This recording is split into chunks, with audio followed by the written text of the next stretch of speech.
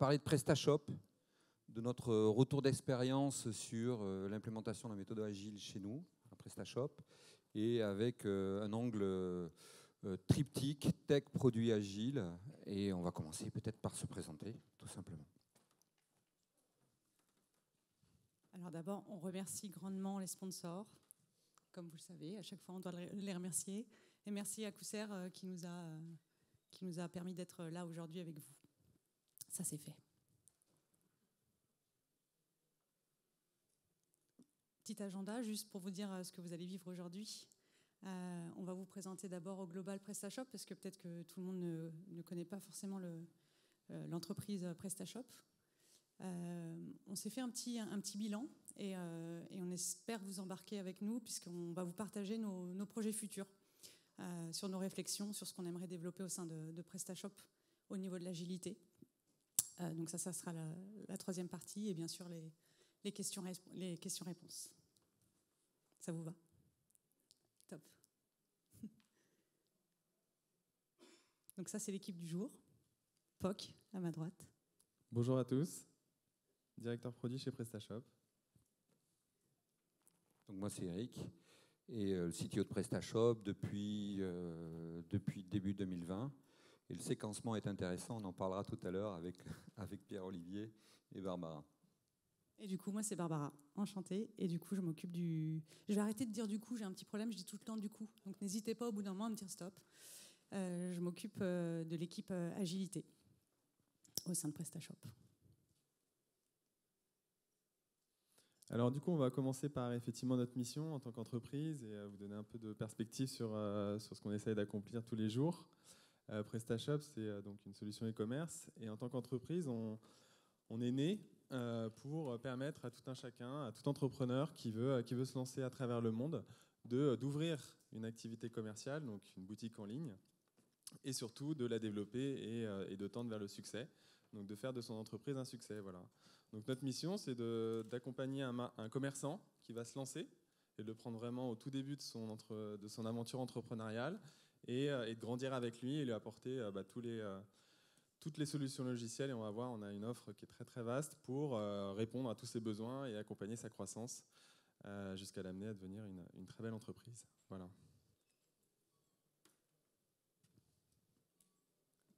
Alors pourquoi PrestaShop en chiffres avec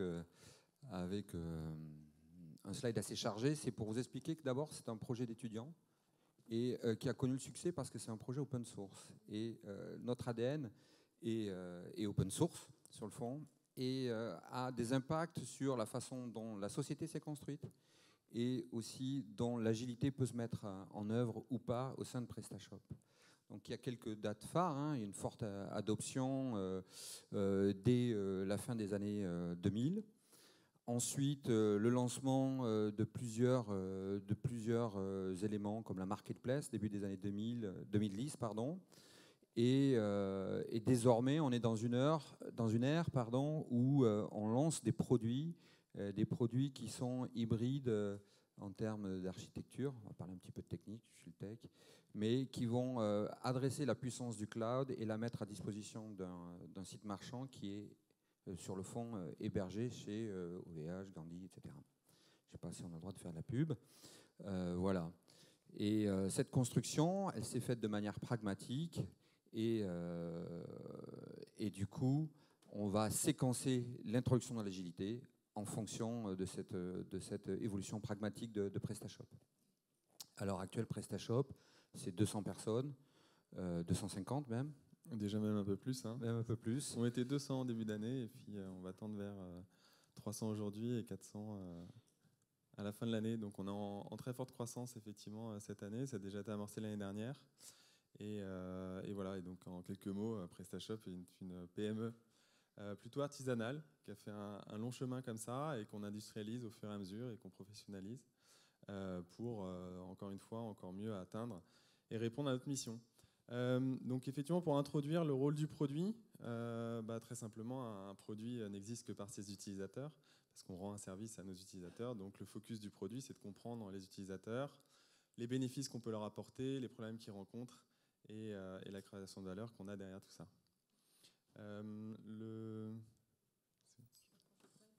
place. Merci. On est donc le cœur de la voie du produit, de l'utilisateur au sein de l'entreprise. C'est-à-dire qu'on passe notre temps, un maximum en tout cas, que ce soit Quanti ou Quali, à comprendre finalement ses comportements, comprendre qui ils sont. Et ils sont assez vastes chez PrestaShop. On adresse un certain nombre de populations.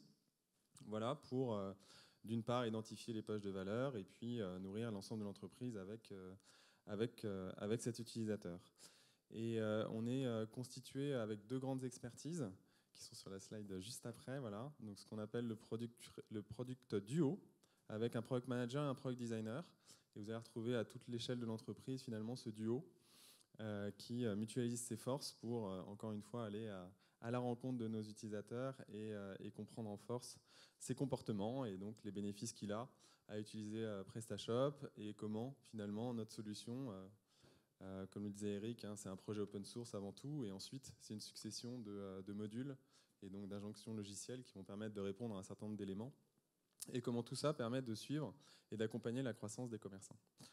Je crois que je vais m'arrêter là-dessus. Ah ouais, non, effectivement, il y a le cycle de vie produit, ou en tout cas la façon dont on fonctionne pour identifier ces poches de valeur et les délivrer. Ce sur quoi on a investi énormément, c'est ce que j'appelle la continuous discovery. Donc c'est la deuxième phase, je ne parlerai pas de la première parce que c'est vraiment le point de départ, mais une fois qu'une équipe est lancée, qui va travailler sur, on va dire, une partie de l'écosystème produit, l'ensemble de l'écosystème produit est découpé en plusieurs grandes parties, le projet open source étant la brique essentielle, mais il est complété par un certain nombre d'autres éléments. Et donc chaque équipe va intervenir sur une partie de cet écosystème, et donc son premier rôle, en tout cas du duo produit, c'est d'être en recherche permanente de compréhension de l'usage actuel que les utilisateurs peuvent avoir, et donc de poches d'amélioration. Et c'est ce qu'on identifie par des opportunités.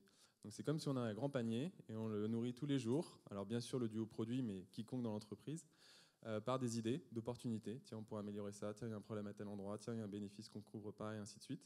Et ça fait un énorme panier. Et plus les gros, mieux c'est. Et puis ensuite, il y a une lourde tâche, la tâche du product manager, d'aller sélectionner dans ce panier une seule opportunité, celle qui a le plus de potentiel de valeur, sur lequel va se concentrer du coup l'équipe avec laquelle il travaille dans les prochaines semaines.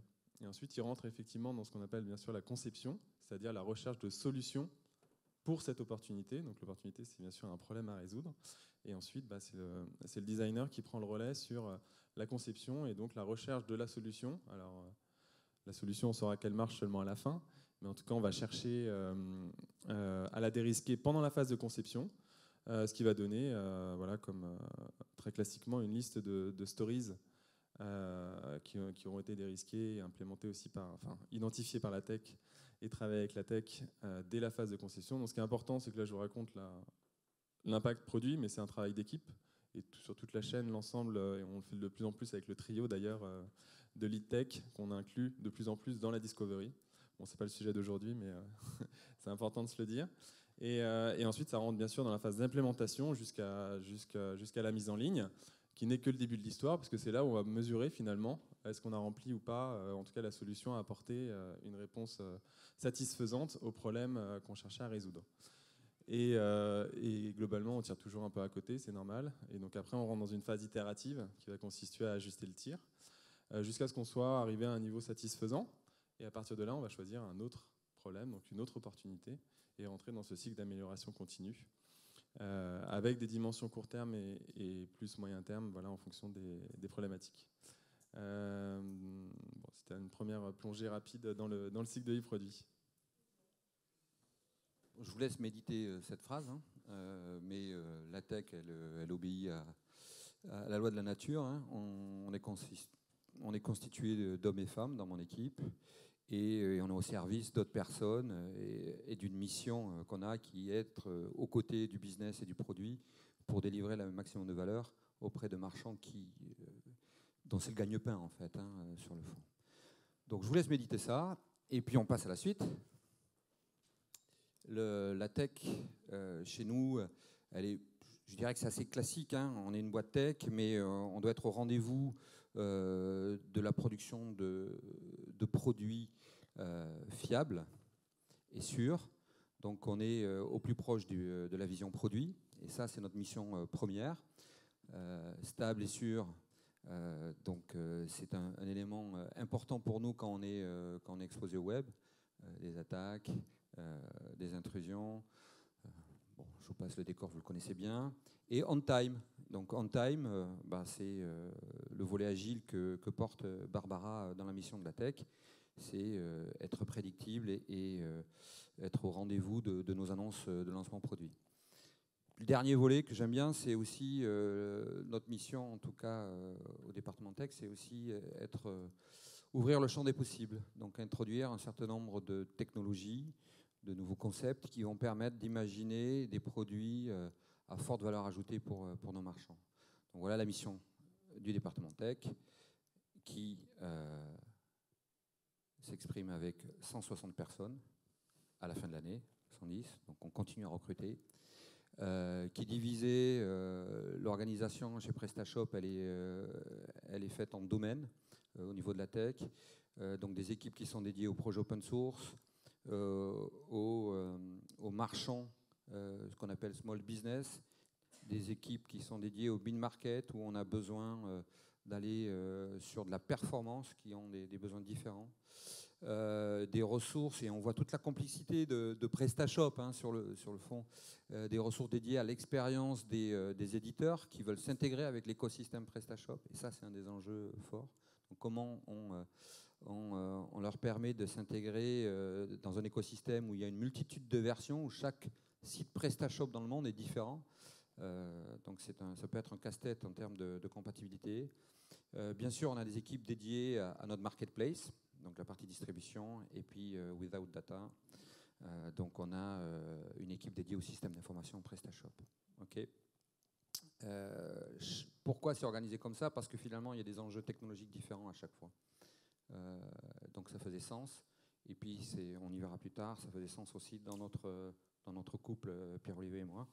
Voilà. Et dans les fonctions transverses, on a de la QA, comme vous pouvez le voir, et qui est répartie sur l'ensemble des tribus, donc avec des forces dédiées dans chaque tribu, et sur des volets d'automatisation, de tests manuels, et aussi de plus en plus de performance. Et on essaie d'élargir le champ de la QA au sein de PrestaShop sur des problématiques de RGPD, d'accessibilité. Par exemple, l'agilité. L'agilité, c'est un des chantiers majeurs de l'année où on s'est pas mal staffé. Donc Barbara qui lead le sujet, avec plusieurs missions. La culture agile, la gestion des projets complexes. On est en grande transformation, et donc la transformation, elle s'opère au travers de projets qui agrègent une multitude de compétences, des équipes marketing, des équipes sales potentiellement, care et produits et tech, bien sûr. Donc cette difficulté-là est portée par Barbara. Dur. Et puis bien sûr la méthodologie et l'application de méthodologie au sein de PrestaShop. Parfait. Et non, mais juste la chose importante pour la QA et l'agilité, on a une double fonctionnalité, on est intégré, donc on a par exemple Robin qui est directement au sein de Tribu, et Robin a donc un management fonctionnel au sein de la tribu, mais il a aussi une manageuse, il est managé par une femme, qui du coup a la vision opérationnelle stratégique et la vision de Robin qui lui remonte directement les problématiques, les questionnements du terrain. Donc pareil pour l'agilité, où vous avez une belle brochette ici de la team agile. Ils sont directement au sein des tribus et des squads. Donc on a cette double fonctionnalité au sein de la tribu, mais aussi, comme vous l'avez compris, pour développer les choses au global sur les autres corps de métier. Donc pour la tech et les autres métiers. Nous, il y a beaucoup d'humains avant même le process. Je ne sais pas si vous êtes à l'aise avec le Scrum Guide, mais en tout cas, on l'applique. C'est-à-dire que le constat qu'on s'est fait, c'est que sans humain, on ne peut pas porter de culture. Et sans culture, malheureusement, on ne peut pas avoir des automatismes naturels et du bon sens. Donc, comment ça se manifeste? En créant des métiers ou en recrutant. Donc, On a créé des postes, je ne sais pas si ça va vous parler, mais on appelle par exemple IFA ici présente, et Lead Agile et Delivery. Donc elle lead la culture, le coaching, la transformation au sein de ces tribes.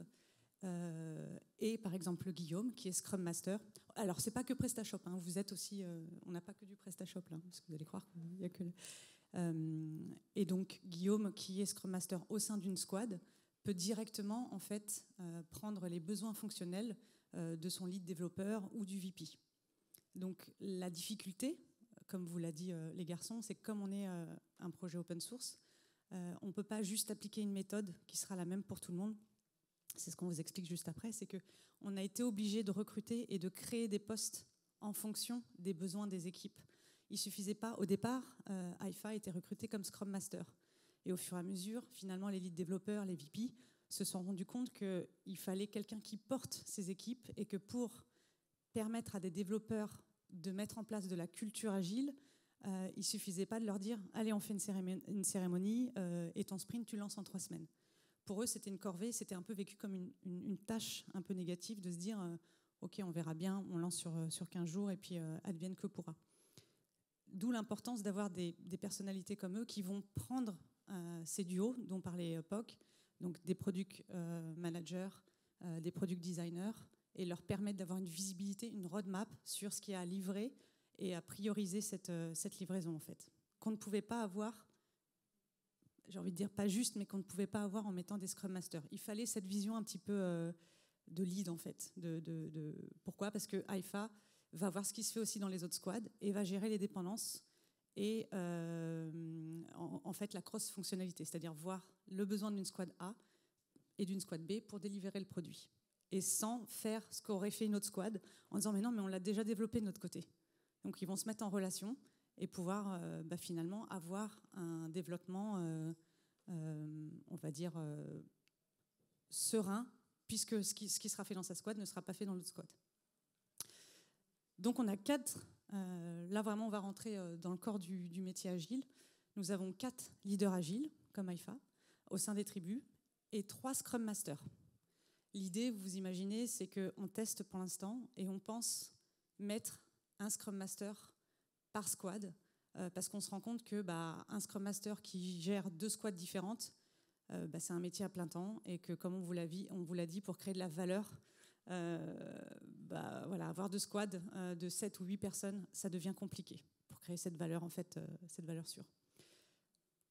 On ne dit pas que c'est la bonne méthode, mais on dit que c'est la méthode, en tout cas, qui fonctionne au sein de PrestaShop, avec cette particularité d'être un fonctionnement d'open source.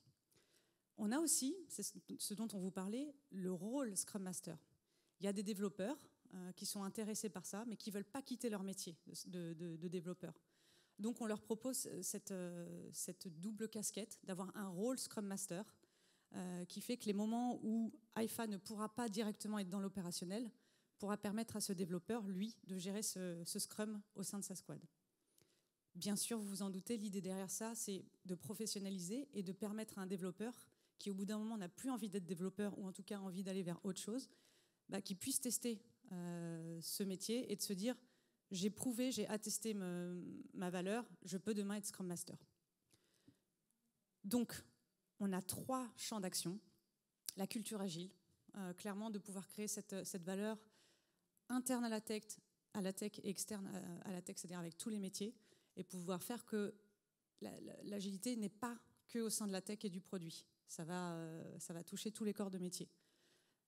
Cette culture, elle doit se mettre en place via de la pratique, donc des pratiques agiles qui vont être différents. Il y a du framework Kanban pour certains. Par exemple, pour l'open source, on se rend compte que le Scrum, c'est compliqué d'avoir juste 3 semaines de sprint, enfin, d'avoir 3 semaines de sprint et d'avoir toute cette période de test.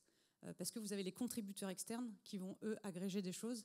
Et c'est pas de la même, ça ne fonctionne pas pareil qu'une équipe qui n'aura pas cette configuration.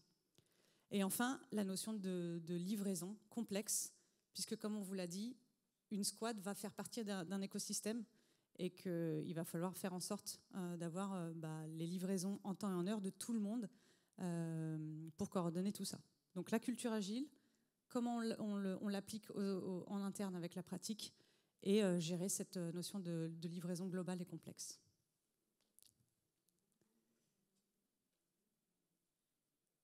Donc, merci chef, il m'a mis une phrase assez inspirante. Ok. Allez-y. Je pense qu'on peut, on peut continuer. Le premier élément, c'est que l'agilité chez PrestaShop, on l'a vu tout à l'heure, PrestaShop a démarré en 2007, en projet étudiant. L'impulsion agile, elle a lieu en 2019 et elle est impulsée par le CEO lui-même, Alexandre Rumi, qui, par son passé, peut-être Google, avait cette conviction qu'il fallait transformer l'entreprise et la mettre sur les rails de la production de valeur dans un temps raisonnable, donc l'agilité. L'agile chez PrestaShop, c'est 3 phases clés. La première phase, c'est 2019 et l'introduction des méthodologies au sein de PrestaShop. Voilà, donc ce qu'on va essayer de voir, hein, c'est un petit peu notre parcours, hein, et le triptyque, comment il se matérialise. Et donc en 2019, on décide d'aller sur le chemin de l'agilité et on forme l'ensemble des équipes, on est accompagné d'un coach et on décline le framework Scrum pour PrestaShop. Et ça a été une grosse action de formation et vous imaginez quelques périples humains dans cette introduction-là sur des cultures complètement différentes qui étaient plutôt, comme le disait Pierre-Olivier, très artisanales. Le Scrum est déployé dans toutes les équipes de développement et c'est ça qui est intéressant. J'arrive, Pierre-Olivier arrive et 2020 se passe. Alors 2020, qu'est-ce qu'on constate ? On constate en fait qu'on a par exemple 3 PM qui gèrent chacun un produit avec une designeuse coincée entre les 3 et puis 2 ou 3 squads organisés par techno. Enfin squad, disons qu'une équipe technologique plutôt par techno. Ce qui fait que pour avoir un produit, il faut un PM qui va passer par le design et qui ensuite va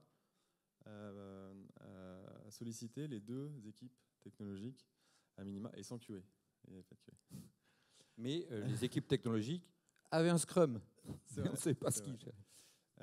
Et donc, de cette organisation qui amenait forcément beaucoup de frottements et beaucoup de questions de priorisation permanente. Entre 3 PM, le design travaille sur quoi ? Moi, en tant que techno, est-ce que je travaille sur le produit A, B ou C ?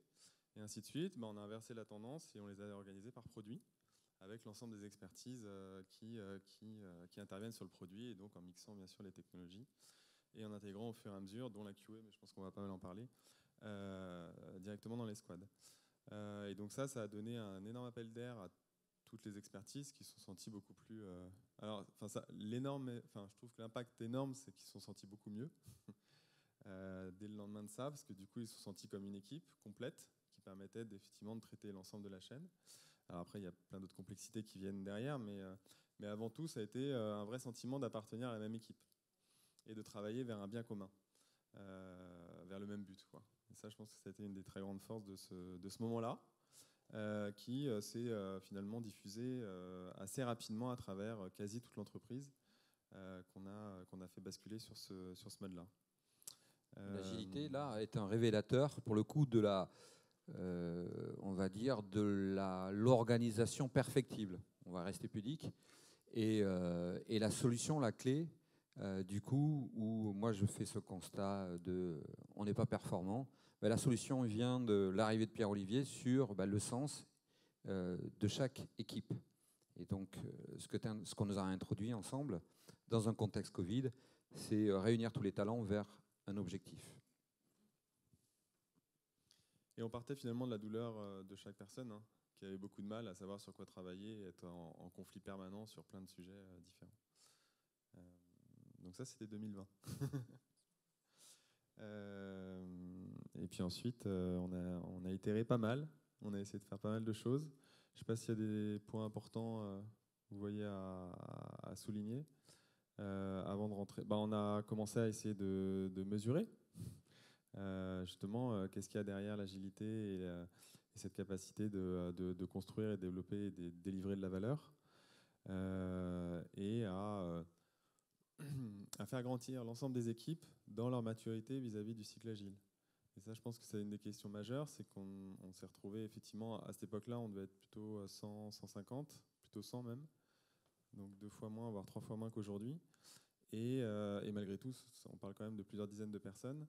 Et chaque personne avait un niveau de maturité avec l'agilité qui était très différent d'une part, et assez faible aussi d'autre part. Donc il y a un effort énorme qu'on n'avait pas du tout anticipé à ce point-là, d'acculturation à l'agilité, le pourquoi, et ensuite effectivement l'approche en cycle et en étapes, et toutes les notions qu'il y a derrière. Et ça nous a pris quand même beaucoup de temps. Donc 3 phases, hein. La méthodo, l'organisation et désormais, depuis 2 ans, la culture. Agile, c'est production de valeur, donc OKR driven. Et donc comment on booste cette culture? À un moment donné, on se structure, on recrute. Et Barbara, tu arrives. Et donc tu peux prendre le relais sur ce que tu constates. Et du coup, quand j'arrive, première constatation, c'est ce qu'on pensait pas dès le départ d'aussi marquant, c'est de se dire que les équipes connaissent pas forcément. C'est-à-dire que depuis 2019, il y a cette culture qu'on a envie de mettre en place. Mais concrètement, l'agilité, pour eux, ok, qu'est-ce que c'est, quoi? Ça veut dire quoi? Ça veut dire être bienveillant, avoir du bon sens. Ça, on le fait, c'est sûr. Et de leur expliquer que cette agilité passe aussi par, comme tu l'expliquais, le fait de mesurer et de pouvoir estimer concrètement.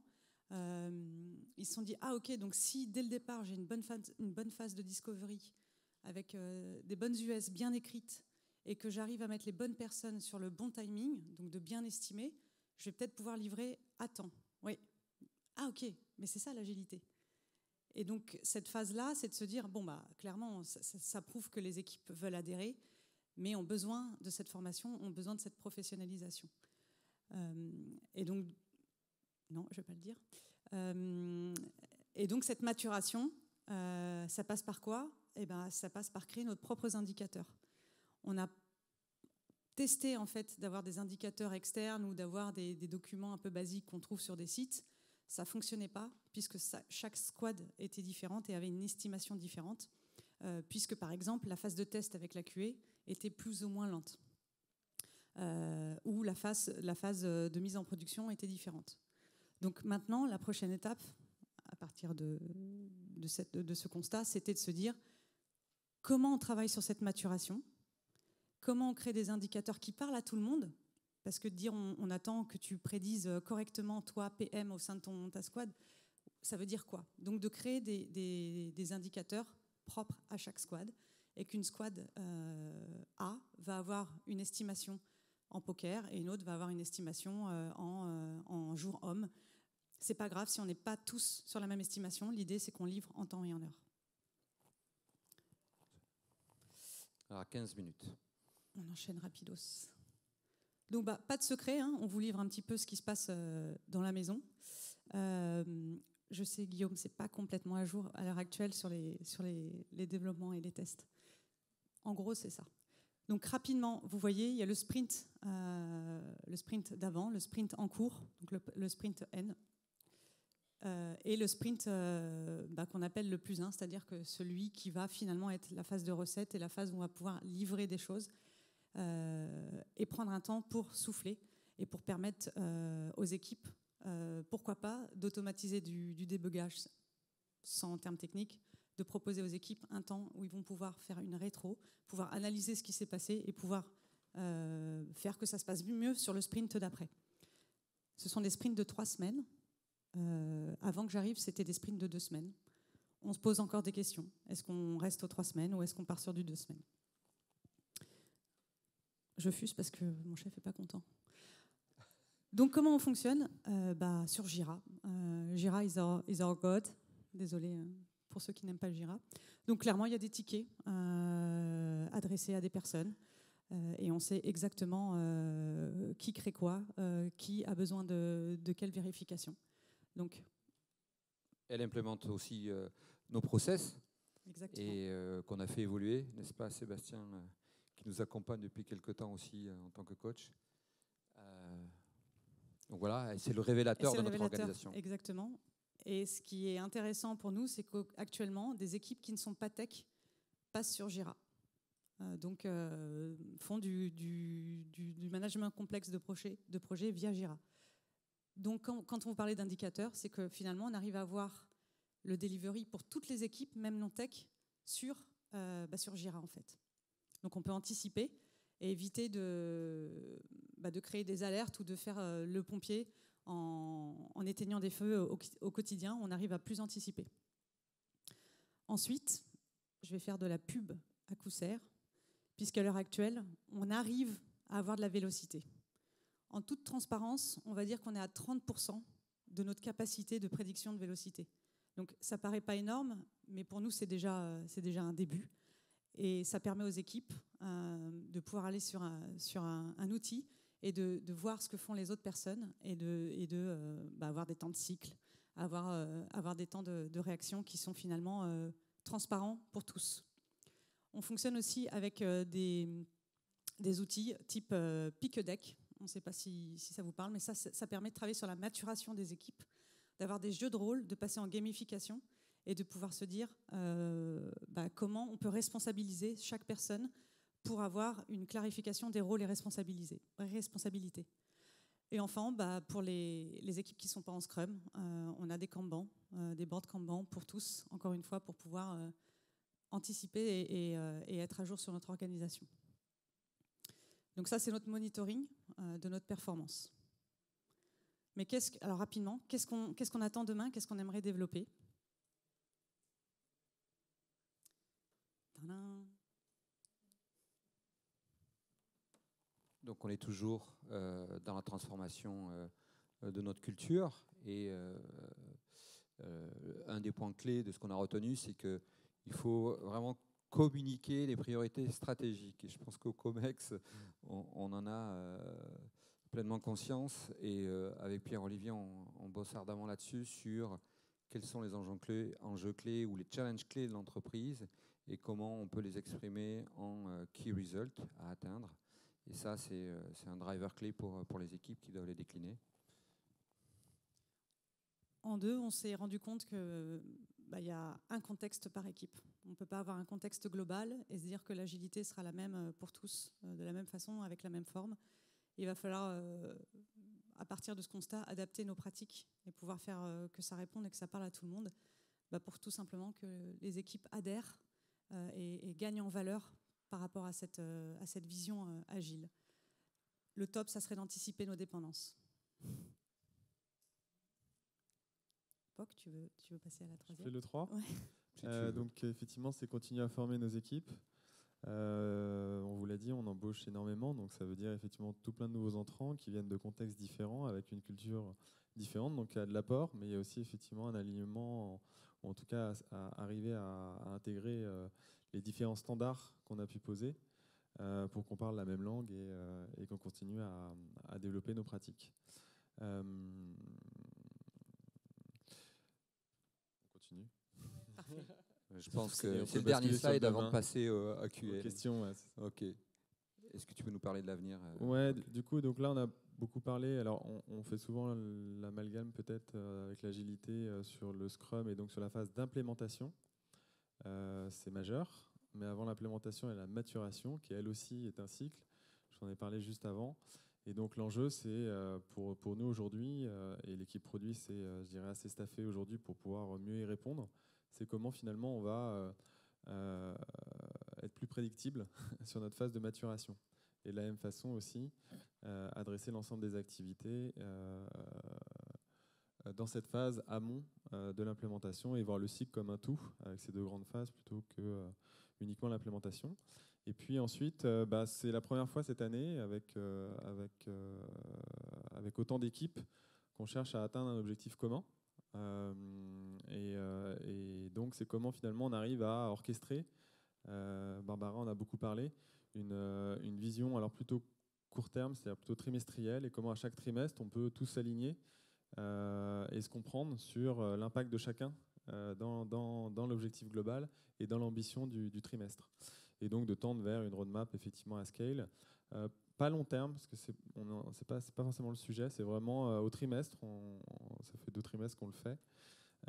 Et donc ça, c'est vraiment les 2 grands moves majeurs pour nous, côté produit. Les enjeux côté tech, pour nous, c'est le temps de pause technique. Je vais commencer par le deuxième point. On enchaîne les sprints et jamais on se pose pour faire atterrir une livraison et surtout pour communiquer sur nos succès techniques, donc les éléments de capitalisation. Donc je pense qu'il va falloir que l'on s'inspire de méthodos comme ShapeUp par exemple sur le cool down, où on va partager des productions techniques et le pire qui puisse nous arriver, c'est de développer 3 fois la même chose ou 2 fois. Donc ces temps de pause technique, c'est peut-être un élément qu'il va falloir réfléchir à introduire dans nos process agiles. Et le premier point que je décris là, c'est, vous l'avez vu dans la présentation, on a une organisation matricielle finalement où la QA et l'agile sont des fonctions transverses et qui sont dédiées. Comment on les intègre plus efficacement dans une équipe et dire ah ben c'est la QA, donc c'est au gars de la QA de le faire. Non, en fait, la QA, c'est une problématique de l'équipe. Et l'agile et être au rendez-vous et être au rendez-vous du delivery, c'est une problématique de toute l'équipe. Donc bien rappeler ce que c'est une organisation matricielle, être au service de l'équipe et fonctionner comme une équipe tout simplement. Côté agile. Alors nous, les enjeux côté agile, c'est de prendre vos enjeux et de confronter tous ces enjeux-là à la réalité du modèle qu'implique l'open source et de pouvoir se dire que ce modèle-là évolue constamment puisqu'il y a autant de propositions qu'il y a de participants externes, donc de personnes externes qui vont proposer des choses à chaque version. Et c'est être peut-être un peu plus proche de cette communauté. Et peut-être aussi, on parlait de culture agile. On parle beaucoup de culture agile interne. Est-ce qu'il ne faut pas qu'on se pose des questions sur cette agilité avec de l'externe aussi? La deuxième et dernière chose, c'est cette culture qui doit être étendue un petit peu aux autres corps de métier, qui doit être reconfrontée aussi. Hier, il y avait une super conférence sur la notion de HR. Nous, c'est notre prochaine mission, c'est de se dire voilà, comment cette agilité va prendre des formes différentes dans d'autres équipes et sur d'autres volets. Et bien sûr, pour résumer, c'est l'agilité at scale. On est aux prémices, on n'est pas des pros en agilité at scale pour l'instant, et ça va vraiment être l'enjeu de demain. J'ai vu le petit signe, j'avance. Ouais, je pense qu'il faut avancer. Bon, c'est le mot de la fin. Peut-être que Pierre-Olivier, tu peux nous le commenter et puis on passe au Q&A. Ouais, l'image de la boussole est bonne. On a eu le débat. En fait, avec Pierre-Olivier, quand on a fait ça, on a eu le débat.